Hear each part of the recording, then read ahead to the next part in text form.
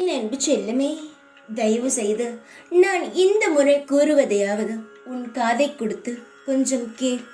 ஒவ்வொரு முறையும் நான் கூறும் பொழுது தட்டி விட்டு செல்கிறாய்.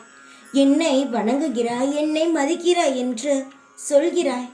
ஆனால் நான் சொல்வதை எதையும் காது கொடுத்து கேட்டு உன் மனதுக்குள் வைத்திருப்பது கிடையாது.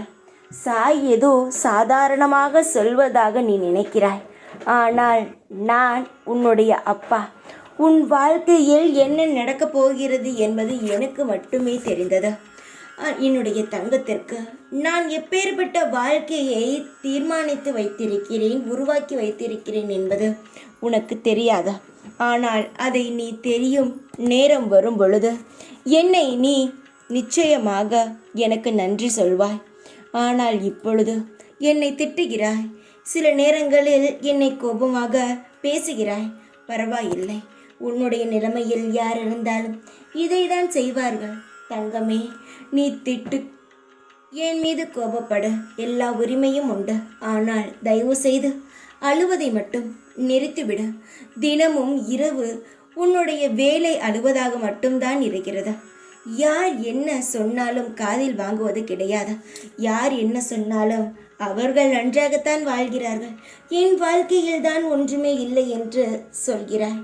நான் சொல்வதை காது கொடுத்து கொஞ்சம் கேள். அழுவதை நிறுத்திவிட்ட வாழ்க்கையில் அடுத்த நிமிடம் என்ன நடக்கப் போகிறது, சாய் உனக்காக என்ன உருவாக்கி வைத்திருக்கிறார் என்று யோசித்து கொண்டே இரு. நான் உனக்கான அழகான ஒரு உலகத்தை உருவாக்கி வைத்திருக்கிறேன். அதை தெரியாமல் தினமும் அழுகிறாய். இரவு தூங்குவதே கிடையாது. பல நேரங்களில் உன் மனம் முழுவதும் காயங்கள். உன் வாழ்க்கையில் நிறைய சித்திரவதைகளை அனுபவித்து இருக்கிறாய். என் தங்கமே, இதையெல்லாம் யோசித்து கொண்டே இருந்தால் அழுகுதான் வரும். ஆனால் அழுவையை துடைத்துக்கொள். கண்ணீரை முதலில் நிறுத்த. உன்னுடைய வாழ்க்கை அமோகமாக சந்தோஷமாக இருக்கப் போகிறது என்பதை முடிவாக நீயே முடிவெடுத்துக்கொள். இந்த சாய் மீது நம்பிக்கை வைத்தால் அடுத்த நிமிஷம் உன் முகத்தில் சந்தோஷம்தான் வர வேண்டும். தங்கமே, இப்பொழுது நீ அழுவதை நிறுத்து. இரவு அழுவதை நிறுத்து. நீ எப்பொழுதும் அழுவாமல் இருந்தால்தான் எனக்கு சந்தோஷம். நீ அழும் பொழுது எனக்கும் கவலையாக இருக்கும். அதை மறந்து விடாதே. நீ எப்பொழுதும் என்னுடைய பூஜை செய்யும் பொழுது சாய் என் பூஜையை ஏற்றுக்கொள்வாரா, என் பூஜையால் சாய் சந்தோஷமாக இருப்பாரா என்று நீ கேட்கிறாய் பார். முதலில் தெரிந்து கொள்வது என்ன தெரியுமா? நீ சந்தோஷமாக இருந்தாலே நானும் சந்தோஷமாக இருப்பேன். நீ அழுதால் நானும் கவலையுடன் தான் இருப்பேன். நீ பூஜை செய்யும் பொழுது சந்தோஷமாக ஏற்றுக்கொள்வாரா என் பூஜையை என்று கேட்கிறாய் பார்.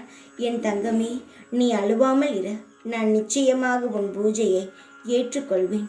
நீ அழும் பொழுது எனக்கு மிகவும் கஷ்டமாக இருக்கிறது.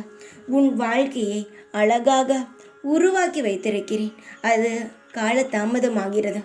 அந்த தாமதமானது சீக்கிரமாகவே உன்னை விட்டு விலகி நான் ஏற்படுத்தி வைத்திருக்கும் சந்தோஷம் உனக்கு கிடைக்கும்.